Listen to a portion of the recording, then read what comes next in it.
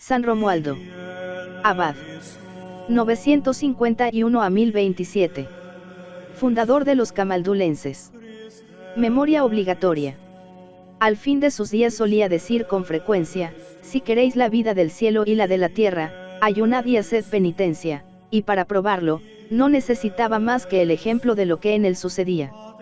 Acercábase a los 80 años y su cuerpo aún estaba firme. Era un hombre de férrea contextura física y moral. Cierto, tenía los ojos hechos llagas de tanto llorar, estaba flaco y macilento, tenía una calva perfecta, y el color de su piel se había vuelto verdoso, a semejanza de la piel del lagarto. Pero aún podía emprender un viaje a través del Apenino, dirigir multitud de monasterios por todas partes desparramadas, y hacer frente a los que manchaban la pureza de la Iglesia de Cristo. Durante medio siglo había realizado los más arduos trabajos en medio de austeridades inconcebibles, medio siglo de luchas con los príncipes, los obispos, los clérigos, con sus propios discípulos, con las potestades del infierno y con sus propias pasiones, medio siglo de peregrinaciones apostólicas por las provincias de Italia, por Francia, Alemania, Hungría, predicando a los pueblos, confundiendo a los impíos, reformando y levantando monasterios, medio siglo al cabo del cual veía floreciente la regla de San Benito, que había encontrado olvidada y él interpretaba a su manera, después de haber fundado más de 100 monasterios, desde los cuales había enviado al cielo legiones de santos, como Pedro Urselo, el antes ambicioso dux de Venecia, convertido por él a la humildad, como Bonifacio, el mártir, que por su mandato había ido a Rusia para predicar la fe de Jesucristo, como Sergio, su padre, que de comerciante opulento y afortunado duelista se había transformado en manso cordero y despreciador de las riquezas. Era una naturaleza excepcional, pero había en tomo suyo un poder misterioso que le preservaba.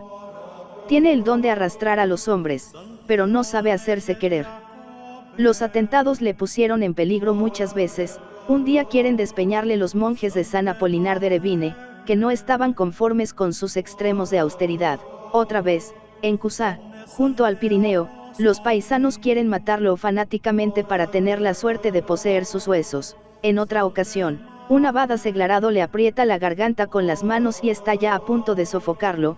Un monje perverso coloca a la puerta de su celda un dardo, de suerte que se hiera cuando vaya a entrar en ella, descuájase un árbol y cae sobre él, pero se retira cuando va a aplastarlo.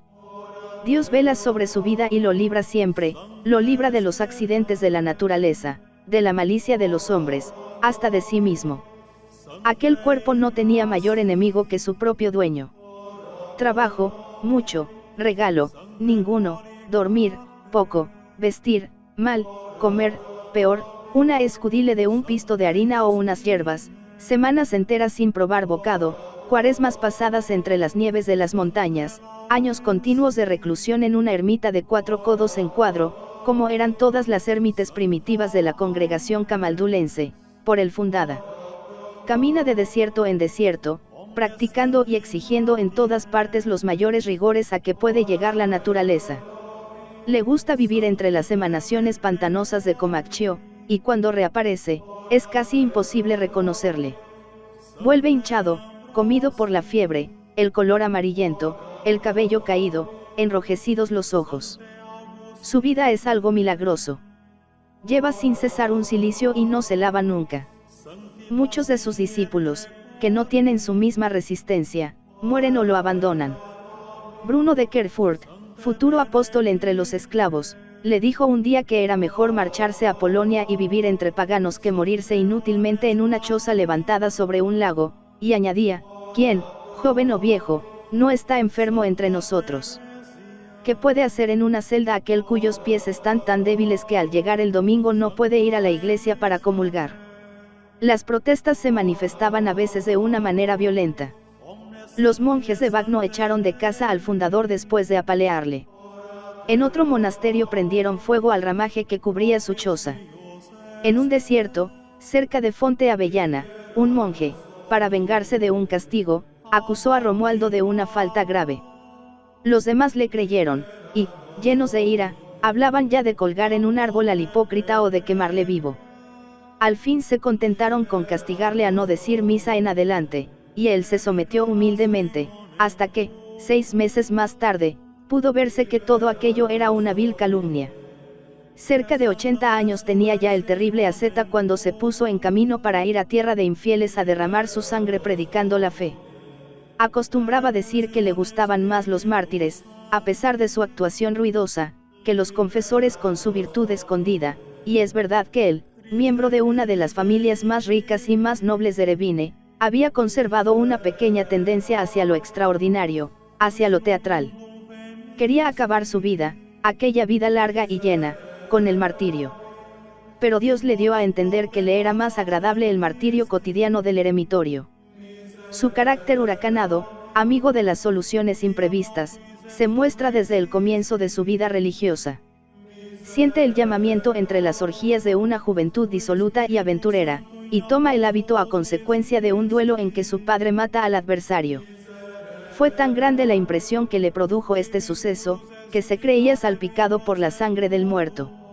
Después va de monasterio en monasterio buscando reglas difíciles, y como ninguna le satisface, crea una que las supera a todas en rigor. 2 años en San Apolinar, 4 años en el desierto con un rudo ermitaño sin la menor formación ascética, 4 años en San Miguel de Cusá, junto al abad Garín, que le pone en contacto con la observancia de Cluny, le enseña a leer y escribir y le da a conocer los escritos de los santos padres, y sobre todo de Casiano. Pero nada puede apartarle de su ideal solitario. Abandona los montes pirenaicos, vuelve a su patria y empieza sus fundaciones sobre riscos y lagunas. Fonte Avellana, a orillas del Ceseno, 992, es el primer eslabón de aquella larga cadena. Camándula, la ciudad monástica que dio nombre a la Reforma, nace en 1012.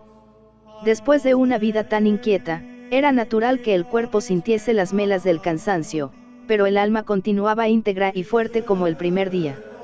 Austero, como cuando pasaba 40 días sin comer más que un puñado de habas los domingos; severo, como cuando metía a su padre en un cepo para librarle de vacilaciones en la observancia de la vida religiosa; dulce, como cuando encontraba a un ladrón en la celda de un hermano, y lo ponía en libertad, después de haberlo regalado y abrazado; paciente y humilde, como cuando, al equivocarse en el rezo de los salmos, recibía los golpes del ermitaño marino, y le decía, viéndose malherido y sordo: del oído izquierdo, Padre mío, ¿no podrías golpearme también en este otro lado? No es extraño que un carácter como este ejerciese sobre sus contemporáneos una especie de prestigio, al que pocos se podían sustraer. Los simoníacos temblaban delante de él, las muchedumbres le miraban como se mira a un profeta, los potentados dejaban sus palacios para pedirle un rincón en sus eremitorios, los mismos obispos temían el poder de su palabra. El emperador Otón III queda como un hipnotizado al verlo, y a intimación suya, espía un crimen haciendo vida monacal. Llamado por el príncipe, presentóse, poco antes de morir, en la corte de San Enrique. Quedaron pasmados los magnates ante aquel anciano demacrado y desaliñado, que había visto extinguirse las dinastías y sucederse tantos acontecimientos, que, aunque encorvado y apoyado en su bastón de espino, dejando caer su larga barba de nieve sobre el hábito blanco, aún sabía dirigir sin adulación su voz temblorosa a los soberanos del mundo. Levantóse el emperador al verlo, salió a su encuentro, lo abrazó, y aunque lo halló tan quebrantado y deshecho, le dijo: «Oh, si mi alma estuviese en tu bendito cuerpo». Y lo mismo repetía después, estando a solas, entre grandes sollozos. El monje hizo al emperador las reverencias debidas, pero no quiso decir una sola palabra, por respeto al silencio. Solo en la segunda entrevista se decidió a hablar para responder a algunas consultas del emperador. Al salir, las gentes se le acercaban, arrodillándose ante él, le besaban los pies y le cortaban el hábito para conservar alguna reliquia suya. Del palacio se dirigió a uno de sus principales monasterios, el de Valdecastro, y habiendo reunido a los hermanos que en él había, les dijo: «Hijitos míos, oíd la última palabra de vuestro padre. Creo que no voy a volveros a ver en este siglo, pues la condición humana no me permitirá ya prolongar mis días. Adiós». Dichas estas palabras, lo abrazaron todos llorando, y él se retiró a un reclusorio que había cerca de allí, encargando que nadie fuese a visitarle, para no hacerle quebrantar el silencio. Allí oraba, lloraba y repetía aquella su jaculatoria favorita: Jesús, amado mío, querido mío, miel y dulzura mía, innegable deseo mío, suavidad de los santos, regocijo de los ángeles, dulcísimo Jesús. Un día la ermita apareció inundada de luz. El santo acababa de morir. Corrieron los monjes, y, como dice San Pedro Damiano, hallaron pobremente tendida en el suelo la margarita celestial de su cuerpo, que después ha de ser colocada honrosamente en el tesoro del Rey Supremo. Era el 17 de junio. El contenido de la doctrina de San Romualdo se resume en estos breves consejos: vive en tu celda, y considérala como un paraíso, desecha todo recuerdo del mundo, hinca el pensamiento en tu mediación, como un buen pez en el cebo. Camino de salvación es el rezo de los salmos, no lo abandones. Persevera con temor y temblor en la presencia divina, como quien está delante del Rey. Renúnciate a ti mismo y sé como un niño, contento solo con la gracia de Dios. Este estilo recuerda el de los primeros monjes del Oriente, y en realidad, la obra de Romualdo está fuertemente influida por el espíritu de los desiertos egipcios. Era, por decirlo así, un hermano gemelo de los grandes anacoretas antiguos, de Snowy, de Sabes, de Columbiano, corazón ardiente, carácter impetuoso, naturaleza profética, que tronaba contra la corrupción de su tiempo, sin acobardarse ante los mayores peligros. En realidad, su aspiración era renovar en Occidente una forma del antiguo monacato oriental. Le apasionaban las lores de Palestina, que por aquellos mismos días intentaba trasplantar a Italia un monje bizantino, San Nilo de Grottaferrata. No quería claustros, sino desiertos. Como dijo de él San Pedro Damiano. En su concepto, el monasterio no era una mansión, sino un tránsito, un lugar de paso para los principiantes y los débiles, destinado a ser sustituido por la soledad. Proponía, ciertamente, a sus discípulos la regla benedictina, pero, en realidad, el movimiento por el encausado estaba poco conforme con ella. Era preciso interpretarla y superarla.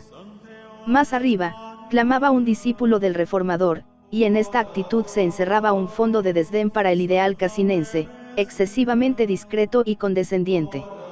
Repréndanse a sí mismos, decía un partidario de la tradición, protestando contra esta tendencia. Callen y llénense de vergüenza esos necios que se imaginan haber descubierto alturas inaccesibles, cuando la verdadera perfección regular solo Benito la descubrió, y con él los que tratan de asemejarse a él. No obstante, Romualdo no era un puro idealista o un visionario, era un organizador, y así, quiso dar a su ideal una forma precisa. Estimaba el orden y la disciplina que había visto en Cusa, y aunque poco afecto a la interpretación que daba Cluny a la regla benedictina, no se desdeñó de utilizar en su gobierno los usos de Cluny. Guardóse bien de suprimir la vida común, en la cual debía encontrar el solitario formación y apoyo. El monasterio le preparaba para su ulterior existencia, y, ya en su ermita, le suministraba lo necesario para vivir. Era noviciado y despensa. Solo después de 3 años de probación podía el monje abandonarlo para retirarse a la soledad. Cenobitas y solitarios formaban una sola comunidad y estaban sujetos a un mismo superior, escogido entre los últimos. Y para que el monasterio pudiese facilitar mejor la vida contemplativa a los solitarios, Romualdo organizó una nueva institución, imitada del monasterio griego, la de los hermanos legos. Entre los ermitaños había algunos que permanecían constantemente en sus eremitorios, y otros que debían juntarse con los cenobitas en algunas partes del rezo, unos que estaban obligados a no hablar una sola palabra en 40 días, otros en 100. A veces, 2 religiosos ocupaban una misma celda, como en Siria y la Tebaida. Su ocupación era leer, meditar, rezar y trabajar haciendo redes, cestas o alguna cosa semejante. Además de las horas canónicas, el solitario debía rezar 2 veces cada día el salterio, con otras muchas oraciones. Su vestido consistía en un cilicio de pieles. Todos los días, menos el sábado y el domingo, eran de ayuno para él, y durante la Cuaresma, ayuno a pan y agua. De cuando en cuando debía presentarse en la comunidad para confesar sus faltas y conocer a los que hacían penitencia cerca de él. Tal es el régimen de vida que organizó San Romualdo, y que, con algunas mitigaciones, siguen observando sus discípulos en nuestros días.